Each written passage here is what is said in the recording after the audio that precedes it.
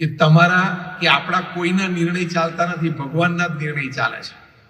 હું તમને 2 પ્રશ્ન પૂછીશ, બંને પ્રશ્નમાં તમે બધા હા પાડશો, કોઈ ના નહીં પાડી શકો.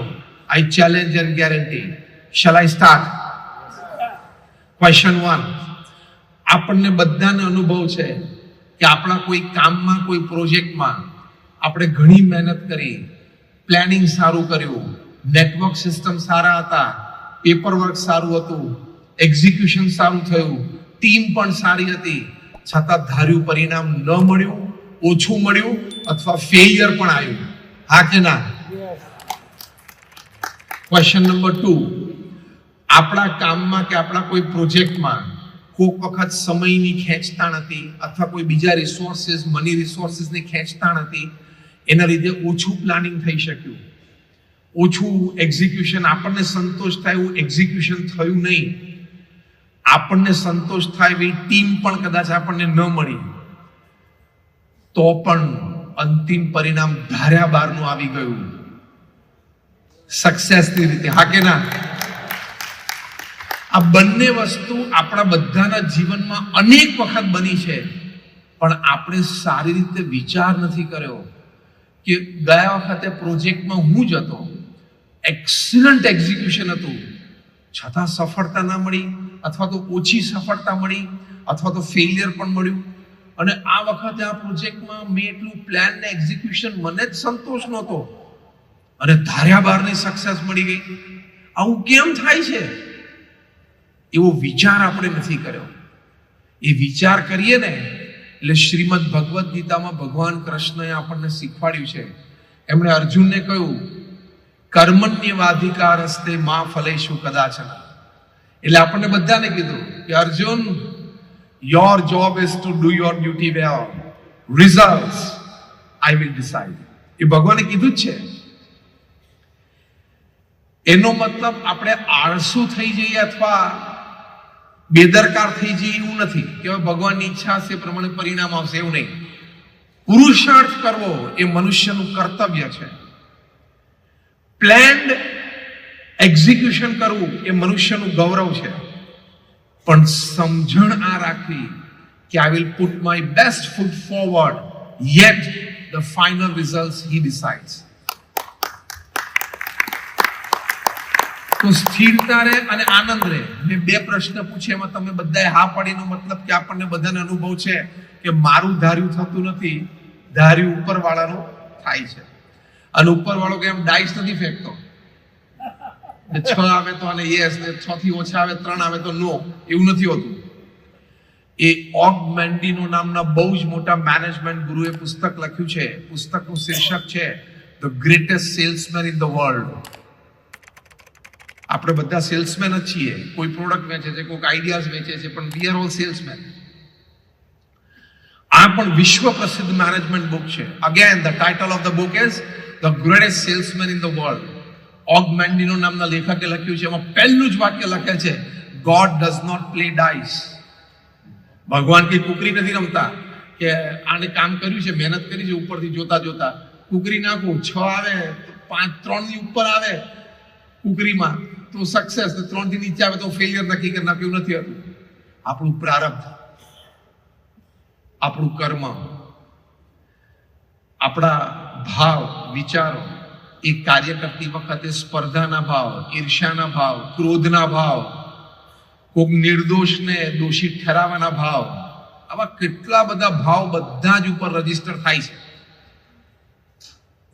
અને એ પ્રમાણે સક્સેસ અને ફેલિયર નક્કી થાય છે. આટલી એક વાત સમજીએ તો મેનેજમેન્ટની દ્રષ્ટિએ પણ, લીડરશિપની દ્રષ્ટિએ પણ ભગવાન પ્રત્યેની શ્રદ્ધા આપણને આટલું મોટું કામ કરી આપે છે. કયું મોટું કામ? પરિસ્થિતિ, સંજોગો પ્રતિકૂળ હોય તો પણ સ્થિરતા રહે, ધૈર્ય રહે, stability and patience in bad times is your biggest asset. હા કે ના? જ્યારે ધંધામાં સમય ખરાબ હોય ત્યારે સૌથી મોટી એસેટ શેની જરૂર પડે? પેશન્સ એન્ડ સ્ટેબિલિટી, ધૈર્ય અને સ્થિરતા. તો આ બંને પુસ્તકો લખે છે કે એ ભગવાન પ્રત્યેની શ્રદ્ધાથી, ભગવાન પ્રત્યેના ભક્તિભાવથી, ભગવાન કરતા હરતા છે એવી માન્યતાથી આપણને આ વિચાર અને આ અભિગમ પ્રાપ્ત થાય છે. એટલે ગોડ ઇઝ માય CEO અને બીજું પુસ્તક the greatest salesman in the world, આ બે મેં તમને રિફર કર્યા. જેમને સમયની અનુકૂળતા હોય ચોક્કસ આ બંને પુસ્તક વાંચજો, અદ્ભુત છે. આવી તો હજારો વાતો છે. તો આજે પ્રથમ વાત આ છે કે ભગવાન પ્રત્યેની શ્રદ્ધાથી આપણને વહીવટ વ્યવહારમાં પણ આટલું મદદરૂપ બધું થઈ શકે છે. બીજી વાત, ભગવાન પ્રત્યેની શ્રદ્ધા હશે ને તો તમને તમારી ડિફેક્ટ, તમારી બેડ હેબિટ, તમારા બેડ થોટ્સ, તમારા બેડ ઇમોશન્સ એ નજરમાં આવશે. નહીં તો તમારો ઈગો તમને એમ જ કહેશે કે હું તો સાચો જ છું, હું તો સારો જ છું, સુધારવાનું આ લોકો એ છે, મારે નહીં. ઘરમાં બધાને આવું જ છે ને. ઘરમાં બધાને શું છે, સાસુને એમ હોય કે વહુએ જ સુધારવાનું છે, હું તો સાચી જ છું. અને વહુને એમ થાય કે હું સાચી છું, આ સાસુ સુધરે તો સારું છે કે નહીં. બિઝનેસ પાર્ટનરો એમાં બે જણાને શું થાય કે હું બહુ સારા ડિસિઝન લઉં છું, બિઝનેસને ગ્રો કરવા માટે હું મારી ઇન્ટેલિજન્સ, મારો એક્સપિરિયન્સ, અને આ સમજતો જ નથી મારો પાર્ટનર. પણ હવે એ એવું જ સમજે છે. પણ ભગવાન પ્રત્યેની શ્રદ્ધા હોય તો second big advantage when we are talking about faith in God today, તમને તમારી ફોલ્ટ, તમારી ભૂલ, તમારી કોઈ કુઆદત, તમારો કોઈ ખોટો અભિગમ તમને મિરરમાં, જેમ તમે તમારી જાતને આપણે ઊભા જોઈ શકીએ અરીસામાં, એમ તમને દેખાય. આ જીવનમાં મોટો લાભ છે કે નહીં? Yes or no? Raise your hands if you say yes. All of you. પોતાનું ફોલ્ટ દેખાય અને હું એને સુધારો કરવાનો વિચાર આવે ને, ભગવાનની કૃપા સમજવાની. પૃથ્વી પર 0.00001% જ લોકો એવા છે જે પોતાનો ફોલ્ટ સ્વીકારે છે અને સુધારવાનો પ્રયત્ન કરે છે. એ બ્રેકેટમાં આવવું ને, it's a privilege in life. તમને એમ લાગે કે બિલિયનરના બ્રેકેટમાં આવું તો પ્રિવિલેજ, હું ના નથી પાડતો.